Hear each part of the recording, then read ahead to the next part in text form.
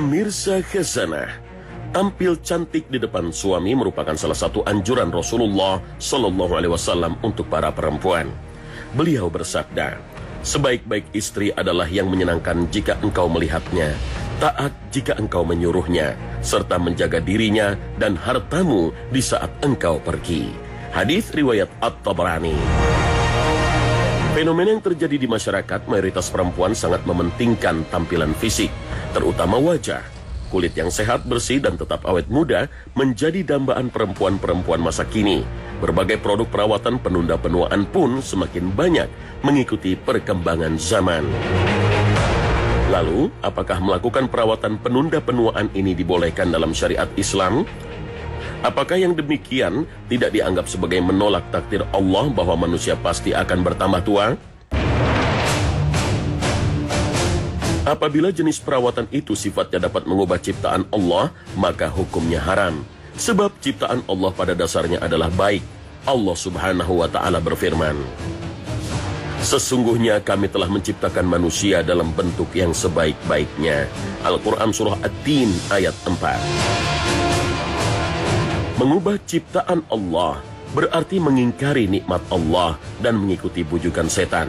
Sebagaimana Allah Subhanahu wa Ta'ala terangkan dalam firman-Nya bahwa salah satu misi setan adalah menyuruh manusia untuk merubah ciptaannya. Dan akan kusuruh mereka mengubah ciptaan Allah, lalu mereka benar-benar mengubahnya. Al-Quran Surah An-Nisa ayat 119. Jika seorang perempuan melakukan operasi plastik untuk sekedar tampil cantik secara instan dan permanen, maka sebaiknya tidak perlu dilakukan, karena dapat merubah ciptaan Allah dari kondisi normalnya. Imam Nawawi dalam Syarah Muslim 1/287 menyatakan, Islam memerintahkan seorang muslim untuk mencukuri fisik yang ada tanpa mengubahnya. Kalau ingin merubah, maka rubahlah mental dan akhlak kita menjadi lebih baik. Karena di situ letak daya tarik hakiki dari seorang wanita. Assalamualaikum warahmatullahi wabarakatuh. Kembali lagi di Hasanah bersama saya dengan Dian Ayu dan juga Ustazah Aini. Nah, Ustazah, langsung saja kita mau tanya nih mengenai punya lukisan dan juga patung nih. Biasanya kan kita pengen menghias rumah kita nih supaya terlihat makin cantik dengan lukisan warna-warni gitu kan, pemandangan kah atau lukisan apapun itu. Nah, itu katanya malaikat jadi nggak mau datang ke rumah kita. Ya, iya emang pernah dengar sih Bu ya. Ibu juga ada nggak yang pernah punya pendapat yang sama seperti Ayu? Ada nggak? Iya sih Ustazah, setahu saya juga demikian. Jadi kalau ada patung-patung di rumah itu, malaikat katanya enggan untuk masuk. Oh, Masya Allah. Ada juga yang bilang syirik, seperti itu. Ada yang bilang syirik kalau disembah-sembah gitu ya. Nah, jadi begini, suatu hari Rasulullah SAW baru pulang dari safar ya, dari perjalanannya, lalu kemudian masuk ke rumahnya ibunda kita Aisyah radhiyallahu anha. Dan setelah Rasulullah itu melihat Aisyah itu kan hordengnya ternyata ada gambar hewan. Oh, ya? Ada motif di ada motif gambar hewan yang ada di kain tersebut, di bahan itu. Kemudian wajahnya Nabi berubah. Aisyah udah nggak enak nih, ya kan? Kemudian apa kata Rasulullah kepada ibunda kita Aisyah radhiyallahu anha?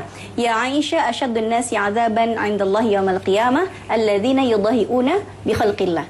Jadi orang yang paling besar azabnya pada hari kiamat di sisi Allah itu adalah orang yang yudahiuna bi khalqillah. Orang yang meniru atau ingin menandingi ciptaan Allah. Masya Allah. Jadi apapun kira-kira. itu hewan padahal ya. Maksudnya bukan yang berupa bentuk manusia gitu. Makanya nanti para ulama akan berbeda pendapat dalam menafsirkan kata yudahiuna bi khalqillah.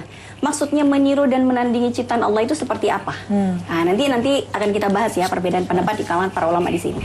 Kemudian dalam satu hadisnya lagi Rasulullah mengatakan alladzina yasna'una hadhihi suwar yu'adzabuna yaumal qiyamati.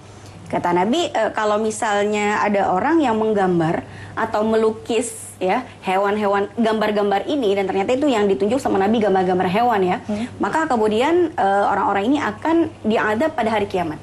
Yuqalu lahum, akan diperintahkan kepada mereka setelah mereka masuk ke dalam api neraka, mereka diperintahkan ahyau bima khalaqtum, hidupkan, tiupkanlah ruh ke dalam apa yang kalian buat itu. Dan kita sebagai manusia tidak bisa meniupkan ruh. Kita manusia, bukan Allah, gitu ya. Kita tidak bisa meniupkan. Maka di sini para ulama nanti akan banyak sekali mengambil pendapat di sini. Kalau yang disepakati oleh para ulama keharamannya, apabila kita membuat, melukis atau memajang sesuatu yang ada ruhnya dan mujassam. Mujassam itu ada fisiknya dan ada bayangannya. Kalau misalnya kita taruh nih di bawah matahari ya, ada bayangannya tuh. Nah ini yang tidak dibolehkan. Patung Bu yang besar gitu ya, taruh depan rumah. Nah ini yang tidak dibolehkan. Oke, mungkin di rumah ini ada contoh yang bisa kita lebih jelaskan buat ibu-ibu yang ada di sini supaya lebih jelas mungkin ya Ustazah ya. Nah ini kalau kita lihat sekilas, ini bentuknya apa nih? Burung flamingo? Burung flamingo. Ini gambar mujassam. Mujassam itu ada fisiknya ya.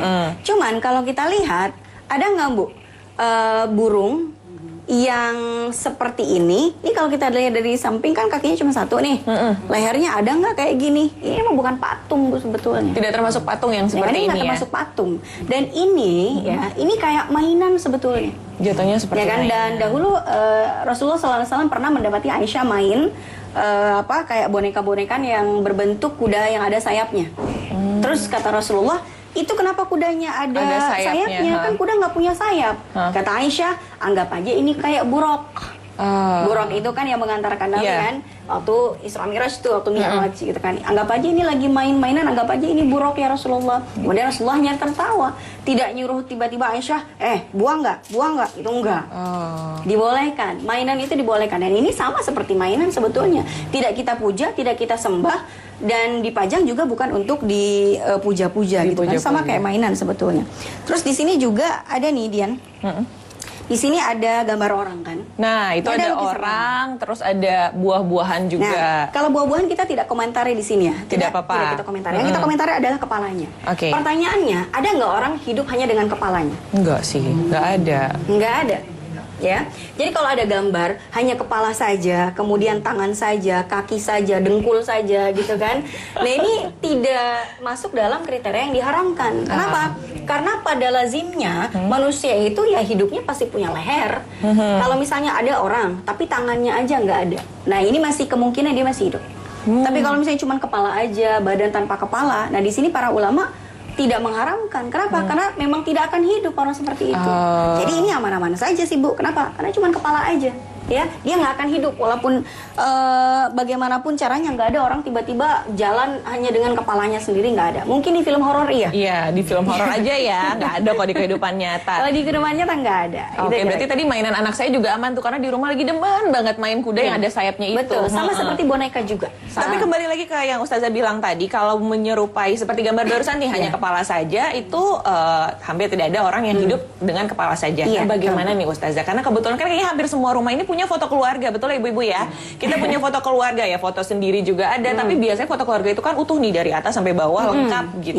Nah, bagaimana dengan kita memajang foto? Apakah sama seperti dengan kita memajang lukisan atau juga patung seperti tadi? Karena kan kita nggak taruhnya di lantai dong, pastinya ditaruhnya di tembok juga. Nah, disinilah nanti kita akan membahas ya Bu ya. Apakah para ulama sama nih menghukumi foto dengan lukisan. Tapi sebelum kita bahas jawabannya, kita cek dulu apakah di rumah ini ada foto biar kita lebih lebih tergambar ya. Nah, ini di sebelah saya udah banyak banget di foto. Baik, boleh diambilkan ya. Apa juga boleh ada. diambilkan ya Dian ya. Kita ambil yang foto keluarga ini. Masya Allah, imut-imut banget Ibu. Nah, ini kan foto keluarga nih Bu ya. Nah, sekarang pertanyaannya begini. Ibu di rumah majang foto enggak? Selain di rumah ini, ada Bu ya? Yang majang? Ada dong, ya kan? Lagian juga untuk mengabadikan momen biasanya, ya. Jadi begini Ibu, ilat diharamkannya memajang lukisan dan foto tadi sebagaimana yang di hadis yang diriwayatkan oleh Bunda Aisyah, yang diadab nanti adalah alladzina yudahi'una bi khalqillah, orang yang melakukan madahatan, yang melakukan peniruan yang tujuannya ini ingin menandingi ciptaan Allah Subhanahu wa taala. Sekarang pertanyaannya, ketika kita berfoto lalu kita majang foto, itu kita menandingi dan menyerupai ciptaan Allah enggak? Tidak. Memang itu ciptaan Allah. Sudah seperti ini adanya. Seperti itu ciptaan Allah. Kita cetak. Betul. Jadi foto itu sebetulnya kita tidak menggambar, tapi itu adalah pantulan dari ciptaan Allah, yaitu kita. Seperti cermin begitu ya? Seperti cermin.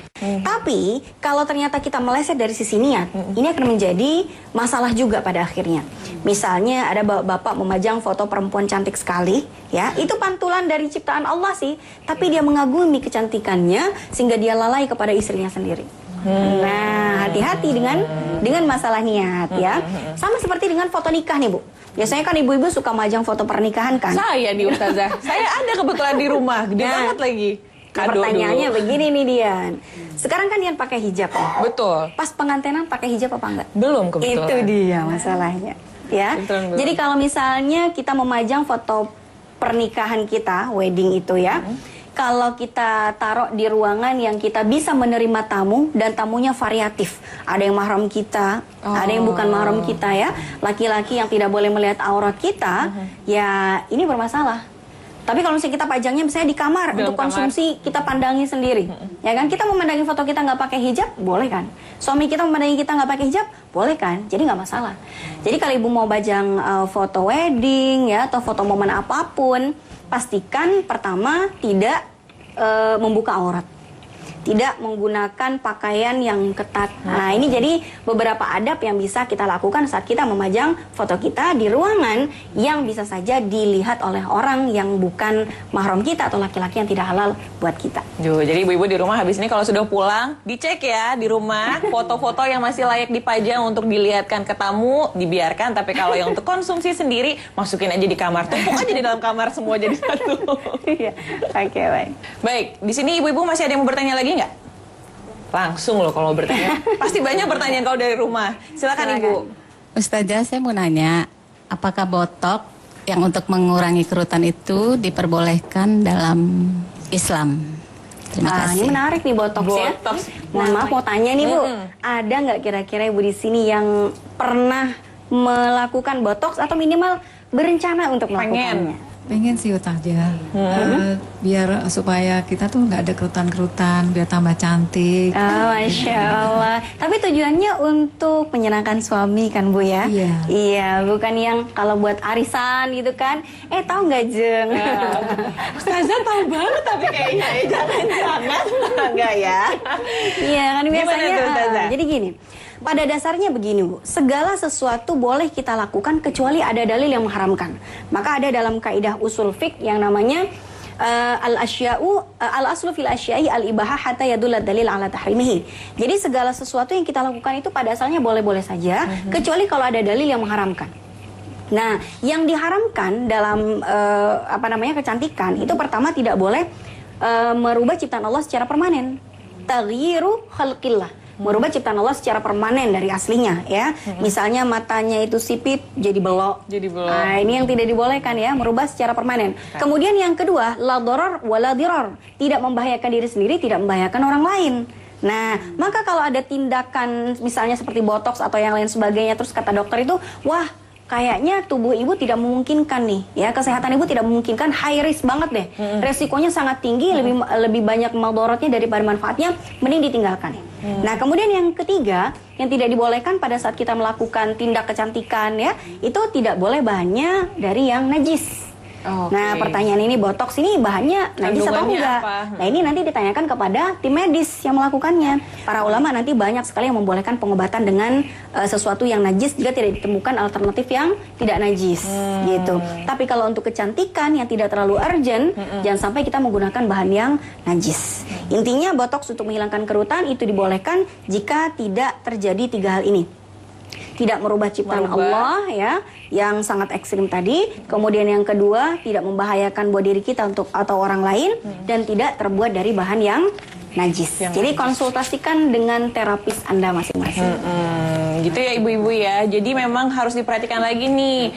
Dicek dan harus ditahan juga biasanya kan. Biasanya itu kalau satu sudah berhasil, biasanya suka ada hasrat untuk kayaknya ini sekalian boleh kali ya gitu kan. Nah itu tuh yang mesti diingat bahwa merubah itu sekali lagi tidak boleh ya Ustazah. Iya, ya. merubah permanen ya. Merubah secara permanen tidak boleh. Kan ada tuh makeup sekarang kan yang bisa untuk menghilangkan. Kalau misalnya memang ibu pengen terlihat lebih cantik, mungkin bisa menggunakan makeup yang bisa dihapus gitu ya. Jadi jauh lebih aman gitu. Baik. Ibu sudah cukup ya jawabannya ya? Sudah puas ya? Baik, untuk pemirsa juga yang ingin bertanya tentang apapun itu mungkin bisa langsung saja mention ke Instagram Hasanah di @hasanah_t7. Sekali lagi @hasanah_t7. Atau bisa langsung komen di kanal YouTube kami di Hasanah Trans 7 Official. Kami akan kembali sesaat lagi.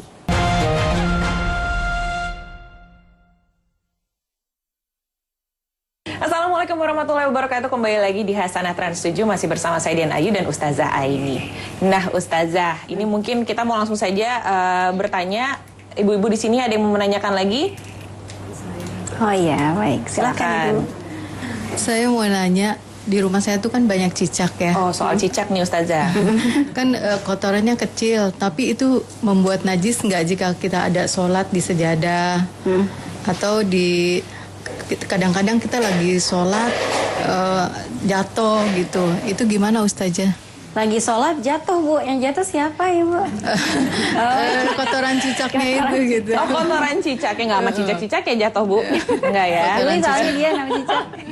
Biasanya kita teriak kalau cicaknya jatuh itu gimana? Tapi ini kotorannya aja ya yang dimaksud Bu Kotorannya ya. yang ditanya ya. Nah, Oke, baik. Nih, kalau menurut Dian gimana? Pernah nggak mengalami hal yang sama gitu Dian? kalau saya lagi sholat, misalnya kotorannya jatuh, itu kebetulan nggak pernah ngelihat langsung gitu. Jadi aku nggak tahu, mungkin ketika akunya lagi sholat, jatuhnya itu ke mukena bagian belakang, jadi nggak kelihatan. Oke. Jadi begitu selesai sholat, baru ketahuan nih, ternyata kejatuhan kotoran. Nah, menurut aku, sholat aku masih sah aja gitu, karena kan tidak tahu. Iya.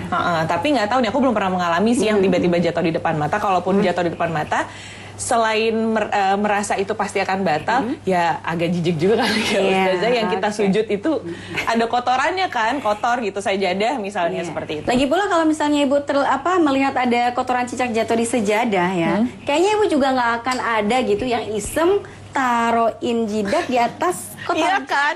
Makanya Ada dong, nggak yang makanya udah ngelihat kotor aja udah tuh buyar salatnya kayaknya. Ya, gitu. oke. Jadi begini, dalam syariat Islam ada yang disebut dengan an-najasah al-ma'fu anhu. Jadi najis yang ma'fu anhu.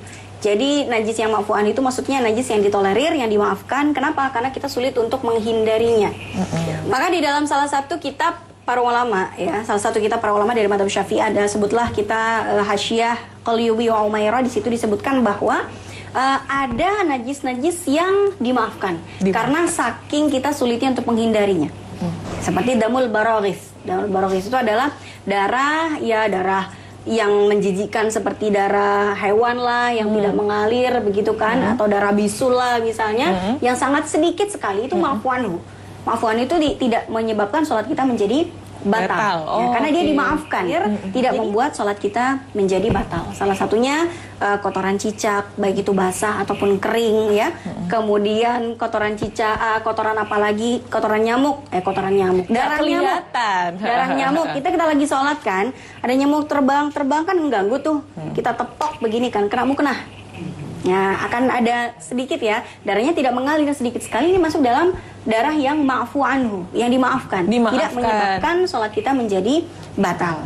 Tapi sekali lagi begini, walaupun itu tidak membuat sholat kita menjadi batal, walaupun dia najis yang dimaafkan, selagi kita bisa menghindari, sebaiknya kita hindari.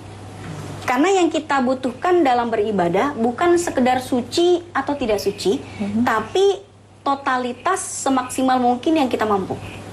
Ya, seperti misalnya kita pakai baju yang kecipratan lumpur nih ya kan, di gamis. Itu kan tidak najis tuh. Ya, kalau misalnya kita sholat terus gamis kita ada lumpurnya dan ternyata baunya, warnanya, rasanya itu tidak ada indikator kenajisan, kan tetap sah kita sholat dengan sholatnya. itu. Tapi kan kita ingin sholat dengan keadaan yang sempurna, ya kan? Misalnya kita ada najis nih, kotoran cicak jatuh di sejadah kita. Ternyata kita sholatnya sendirian, bukan berjamaah, kita bisa geser kanan, bisa geser kiri. Kenapa kita nggak geser? Geser aja Bu. Nggak batal sholat kitanya, sekedar tanpa membatalkan geser, sholat, tanpa cukup membatalkan bergeser. sholat. Karena gesernya cuma satu. Karena atau misalnya di sini geser ke kiri boleh, ke kanan boleh. Kalau kita jamaah gimana dong? Mundur salah, kanan salah, kiri salah. Ya sudah, tinggal kita atur bagaimana agar kening ini tidak menyentuh tempat yang ada kotoran cicaknya. Yang bermasalah kalau misalnya kita kejatuhan kotoran cicak di pakaian yang sering kita pakai waktu lagi sholat. Nggak mungkin kita juga ganti baju pas lagi sholat, pasti kita harus batalkan. Tapi kalau misalnya hanya kotoran cicak dan kita susah untuk menghindarinya, ya sudahlah, insya Allah sholat kita tidak batal, karena kotorannya cicaknya sangat sedikit sekali ya. Kecuali ada satu konvoi gitu ya, satu kabupaten cicak gitu ya, yang cicaknya tiba-tiba cicaknya bareng gitu ya. Bareng lagi ya, itu luar biasa. tubuh kita. Banyak banget segini Bu, udah kayak tompel. Itu jadinya bukan kejatuhan tapi mandi Ustazah. Itu mandi kotoran. Nah ini yang bermasalah. Kalau cuma satu saja, kecil saja, insya Allah ini masuk dalam najis yang ma'fu anhu, dimaafkan. Tapi selagi kita bisa menghindari, semampu mungkin kita menghindari.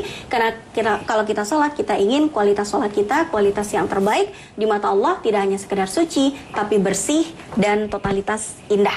Gitu kira-kira. Ustazah, sekarang giliran aku nih mau nanya. Kalau tadi kita berbicara soal sholat berjamaah gitu ya. Nah, bagaimana kondisinya kalau seperti ini nih Ustazah? Saya mengikuti sholat jamaah, tapi bareng sama anak saya yang masih kecil nih, 1,5 tahun. Kan biasanya anak-anak kecil itu kan suka susah ketebak kayak ibu-ibu ya. Suka tiba-tiba pengen kabur atau nangis tiba-tiba Umi gitu. Pengen main sama ibunya seperti itu. Nah, ternyata nih imamnya bacaannya panjang Ustazah. Suka khawatir kan, masih sholat tapi pikiran bercabang gitu. Ya Allah, ini anak kalau rewel gimana gitu ya. Jadi saya memutuskan untuk keluar dari saf ini. Jadi saya membatalkan sholat saya berniat untuk sholat sendiri. Nah itu gimana tuh Ustazah? Nah pertanyaannya gini nih Bu, kalau ibu berada di kondisi dalam situasi dan kondisi yang dialami oleh Dian tadi, apa yang ibu lakukan kira-kira? Gimana nih Bu? Nggak pernah sih Ustazah, ditahan sedikit aja meskipun anaknya rewel juga. Oh gitu. Jadi kalau misalnya Bu ada di posisinya Dian, ya udah sih biarin aja ya. gitu kan. Tahan aja terus gitu kan. Kalau misalnya anaknya benar-benar nangis nih, meraung-raung, umi gitu kan. Ibu batalin nggak tuh? Karena udah biasa ya mungkin ya kita diemin aja gitu ya. Didiemin aja, nangis-nangis dah tuh, biarin dah gitu kan. Pernah terjadi. Ketika itu dalam satu kabilah ya, ada Mu'adz bin Jabal namanya. Beliau ini mengimami sholat maghrib di masjid kabilahnya. Dan dalam satu riwayat Mu'adz ini mengimami dan bacaannya luar biasa nih. Kira-kira bacaannya apa yang panjang? Al-Baqarah. Masya Allah. Jadi Mu'adz itu membaca surat Al-Baqarah dalam sholat maghrib. Nah, di rakaat yang pertama itu makmumnya aman. Ya, di rakaat yang kedua sudah ada yang geleng-geleng kepala gitu ya. Satu orang mufaraqah anil jamaah. Mufaraqah anil jamaah itu keluar dari sholat berjamaah, dia keluar dari barisan, dia sholat di rumahnya. Nah, ya kan? Setelah sholat itu selesai, ada satu orang menginformasikan ke Mu'adz. Pak Mu'adz gitu kan ya. Anggaplah Pak Mu'adz nih namanya. Ini ada satu di antara jamaah tadi yang keluar dari jamaah, mufaraqah. Dia sholat sendiri di rumahnya. Kenapa? Gitu kan? Ya wallahu alam, mungkin kepanjangan suratnya atau bagaimana. Nah, diinformasikan bahwa Mu'adz juga sepertinya agak kecewa. Dan agak menyindir apa yang dilakukan oleh jamaahnya tadi gitu. Nah kemudian yang tadi lapor ke Mu'adz, dia lapor lagi ke orang yang tadi mufaraqah, yang keluar dari jamaah. Tadi disindir sama Pak Mu'adz, kenapa kamu tadi keluar dari jamaah? Lalu dia menjawab, saya tadi keluar dari jamaah karena nggak kuat berdiri lama.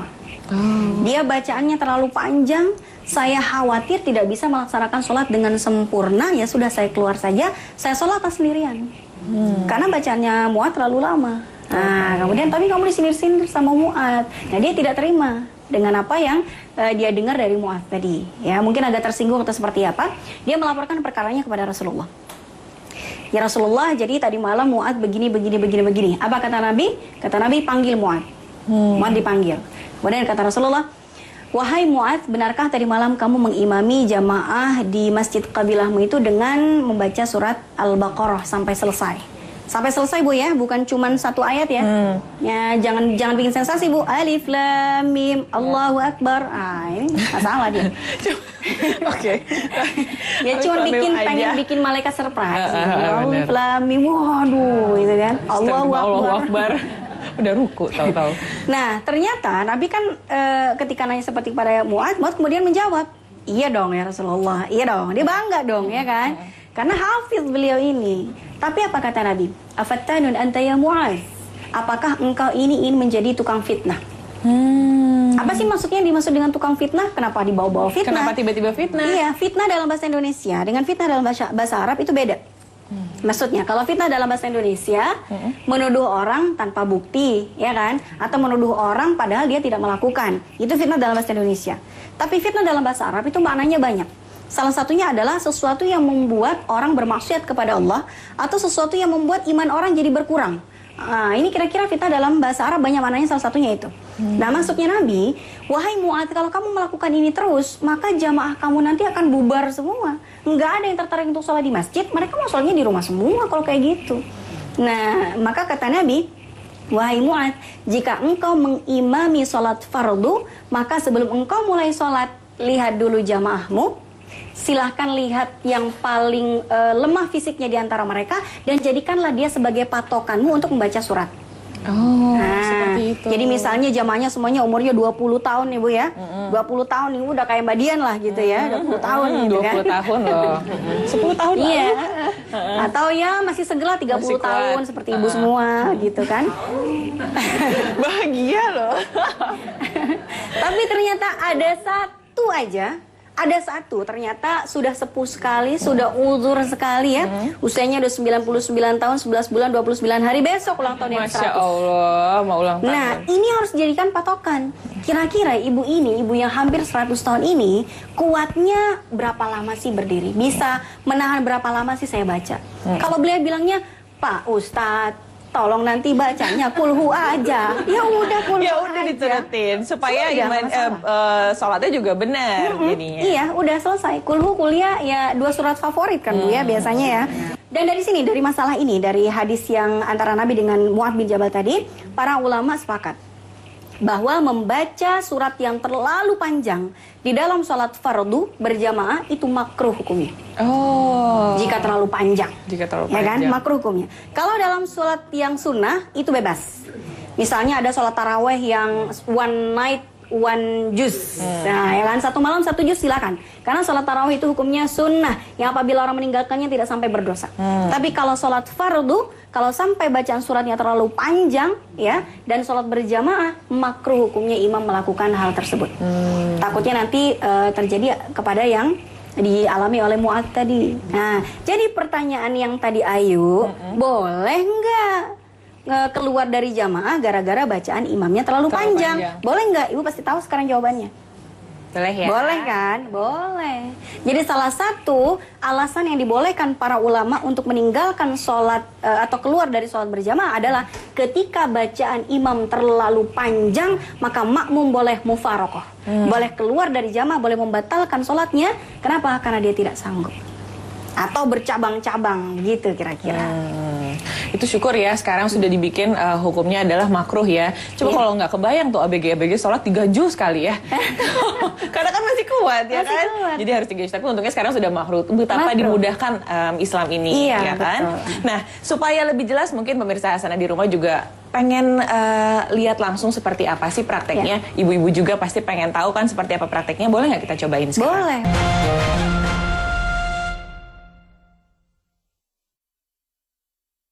Baik, mungkin ibu-ibu di sini ada yang mau bantu kita untuk praktek. Silakan Ibu, yang paling depan aja kali ya Ustazah ya, biar lebih mudah. Ya, Boleh Ibu langsung. silakan. Nah. Ibu satu, Ibu Lili mungkin di depan ya Bu ya, jadi imamnya. Oke. Ibu, jadi anggaplah nih imamnya, anggap nih laki ya. Jadi agak maju sedikit. Nah, ini makmumnya anggap di belakang ya. Ini makmumnya dirapatin kali Bu ya barisannya. Nah, itu ya. Nih, misalnya lagi sidakap kali Bu ya, kan lagi ceritanya lagi sholat nih. Lagi sholat. Bacaannya Terus udah bacaannya panjang. imam ternyata panjang banget nih. Ya kan? Nah, satu anggaplah kepikiran anaknya nangis lah atau Aku mungkin jadi ada anak ya? kebelet. Nangis di sini enggak ya? Enggak ya? Iya, boleh, boleh. Raung-raung di bawah sini. Iya. Saya yang keluar nih ya. Iya, nanti Ibu yang keluar. Nah, Sekalian pamit. iya. Oke, baik. Jadi Ibu lama ya, bacaan suratnya terlalu panjang. Anggaplah Ibu buru-buru ke anaknya atau lagi kebelet. Ibu ingin membatalkan sholatnya, Ibu segera bisa mundur ya, mundur. Nah, di sini Ibu anggaplah di belakang kan ada makmum lagi nih. Nah, Ibu kira-kira nih mepet banget jalannya. Coba Ustazah, Mepet saya banget. jadi makmum yang di belakang ya. Ceritanya saya di sini lagi sholat. Iya, lagi di situ. Nah, mepet banget. Nah, mepet gitu. Biasanya kan kalau misalnya di musola kan, di musola umum di mana segala macam, ibu-ibu bawa tas tuh di depan. Nah, terus orang tuh sujudnya biasanya di depan tasnya. Nah, ibu ngelangkain tas tuh begini-begini ya. Jangan nginjek area tempat orang meletakkan keningnya. Sujudnya. Untuk sujud. Jadi mepet banget begini ya Bu ya. Nah, seperti yang dilakukan Ibu tadi. Oke, ulangi lagi saya di sini ya. Masa ke depan ngelangkain imam. Di sini. Ya, coba Ibu ya prakteknya ya. Ibu ke situ. Jalan lagi di situ Bu. Nah mepet seperti banget. itu. Jadi banget. mepet. Jadi tidak mengganggu makmum yang di belakangnya lagi tuh yang di tempatnya Dian. Gitu. Jangan sampai nyelonong nih Bu. Anggaplah nih saya ya mau keluar dari jamaah, saya nyelonong aja begini. Nah kayak gini nggak boleh. Kalau ada yang seperti itu, salah satu makmum bisa menghadang seperti ini. Nah, kenapa? Karena melintasi area di mana dia mau sholat, mau sujud. Makanya kita tempat tas tadi kita lewatin aja begini-begini ya Bu ya. Atau misalnya agak renggang nih misalnya, ya Ibu pokoknya gimana lah agar tidak mengganggu, jangan mepet banget ke makmum yang di belakangnya. Tapi di sebelah sini. Oke, tidak mengganggu makmum yang berikutnya, Seperti itu. Jadi mungkin untuk pemirsa Hasanah di rumah juga mungkin yang sebenarnya tidak tahu begitu ya kalau ternyata cara untuk permisinya seperti itu. Nah, diingat sekali lagi bahwa harus mepet ke punggung yang jamaah yang ada di barisannya. Betul. Ya, soft yang ada di jamaah yang ada di softnya begitu ya. Jadi harus mepet, jangan sampai melintasi area sujud jamaah yang ada di belakangnya. Betul. Seperti itu. Baik, Ibu sudah jelas ya. Terima kasih banyak. Mungkin boleh kembali ke tempat tidurnya. Iya, silakan. Terima kasih. Baik, Ibu-ibu sudah bisa dipahami ya begitu caranya tadi, begitu juga dengan pemirsa Hasanah yang ada di rumah, bahwa memang kalau misalnya ternyata cukup mengganggu ya Ustazah ya, jadi kita harus perhatikan lagi dibolehkan untuk menghentikan sholat itu tadi kalau ternyata terlalu panjang bacaan imamnya dan nantinya anak kita ini akan mengganggu sholat jamaah yang lainnya. Seperti itu. Masya Allah, pembahasan kita hari ini pemirsa Hasanah begitu beragam ya, mulai dari botox tadi, terus juga foto, patung, lukisan. Sebenarnya itu seperti terlihat sepele yang ada di kehidupan kita sehari-hari, tapi ternyata kita harus lebih banyak lagi mencari tahu supaya tidak terjadi kesalahan nantinya. Masya Allah juga jangan lupa jika Anda pemirsa Hasanah yang ingin bertanya sesuatu tentang apapun itu bisa langsung mention ke Instagram kita di @hasanah_T7 atau bisa juga komen di kanal YouTube kami di Hasanah Trans 7 Official. Dan semoga tayangan kali ini memberikan pencerahan dan ilmu baru untuk kita semua. Kami berdua pamit dulu. Assalamualaikum warahmatullahi wabarakatuh. Terima kasih banyak. Alhamdulillah, kau masih beri hambamu kesempatan.